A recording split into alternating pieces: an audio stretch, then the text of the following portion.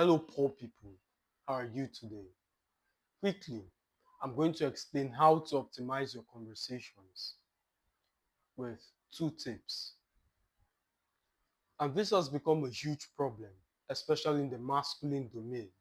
Men, their search history is plagued with how to retain the conversation with a lady, how to approach XYZ, how to become more interesting as a person. As a consequence of this deficiency, influencers and gurus have taken advantage of this flaw by selling bullshit courses or making a lot of money profiting from people's pain. It is barbaric and it's preposterous. You know it as well as I do. So very quickly, I'm going to give you free tips, no charges, something you've never heard before. And if you're in that 1 percentile of men who already sustain this knowledge, it will be more like a refreshment to you. As I stated in the previous video, the consciousness of the path is more important than the destination. The awareness I'm on the right path is more important than the destination, because now it provides stamina, it provides confidence to do what you're doing, such that once the respondent doesn't give you the feedback you need, you understand you're on the right path. You do not go home feeling XYZ or plagued with the consciousness you need to change something or something is wrong. I need to do something different. No, you understand perfectly that she's a unique individual and you guys do not correlate or you're not like-minded. Therefore, it didn't work out. You stop seeing yourself as the problem, as the consequence of this discourse. So the first thing you need to understand in conversation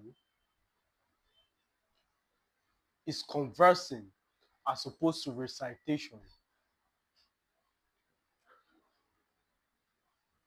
Conversations is energy, the depth of how much you believe in what you're saying.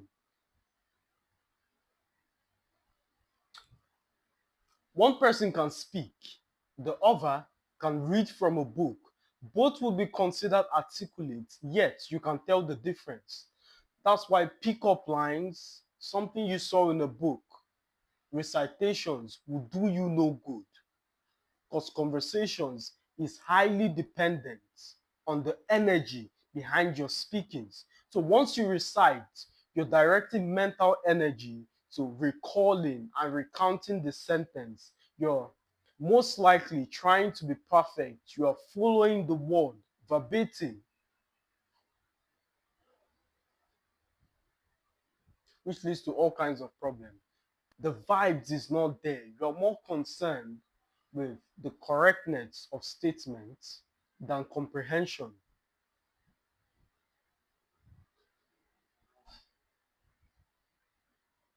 It's the same with you. If you see an AI drafted sentence, you can easily tell. Your friend sends you a text constructed by AI, either a happy birthday text or an anniversary text. It's easily detectable. So conversing as opposed to reciting. This is even worse. It's even worse with people in my niche. You're deluded to believe just because you're competent behind the camera is the same thing in real life conversations, which is not the case, because behind the camera you can pause without impunity. You can pause without the fear of being interrupted. You can go on for as long as you like without the fear of being bored. Are they tired of me? You're not getting real feedback. It's most likely when you say something controversial and the person distorts its face, you try as much as possible either to adjust your tone or to get a positive reaction from the listener. It's evident that the dynamics for conversing in real life is very different from that of a camera. I was with very recently the host of XYZ podcast. Very interesting guy. But I noticed he was a victim of this law. He would fidget, he would be anxious, he would speak in a reciting tone. Do you understand? And the conversation was more like a teaching, like a podcast as opposed to a conversation.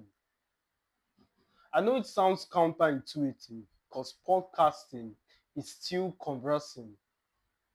Podcasting is just individuals engaging in a conversation. But this sounds rigid, it sounds mechanical. There's a difference between a professional setting and that of a conversation. In a conversation, you're allowed to interrupt and go, really? When? How? That's interesting. And you can make facial reactions in that setting. But in a more professional standpoint, you're stoic, you ask questions. It's more like an engagement. You guys are engaging in conversation as opposed to conversing. That's the feeling I got, of which I corrected him, by the way, privately. But so that's the first one. The second is to submerge yourself in that conversation. So the solution to number one is to do number two. Submerge yourself in the conversation. If you look at the best conversation you've had, is the one where you didn't care about the perception of the listener. You're mostly concerned with what you're saying. And for that kind of conversation to have happened, it's most likely you were comfortable or you didn't care about the judgment of XYZ. That's the problem with most people. They refrain from what they want to say. They say things in a more colloquial manner. They speak in such a way that they think would appeal to the listener. But in engaging in that kind of rhetoric, you dilute the confidence, the energy that should have come with that statement. That's why controversial individuals are mostly confident. They seem confident, my friend, because they believe in what you're saying. The moment you stop trying to be agreeable, the moment you say what you truly believe in, that's when the energy comes. For as long as you try to be familiar, you try to be acceptable, you say things which might be appealing, you avoid conflicts, there's no good conversation for you. You will always be docile. So submerge yourself in the conversation. Speak in such a way where you have no regard for public opinion. And I said it in my previous video on communication. Do well to check it out. Confidence or the absence of confidence spills into your communication. If you lack confidence, it will tell on your speaking. If you do not believe in yourself, if you still seek approval, it will tell on your communication.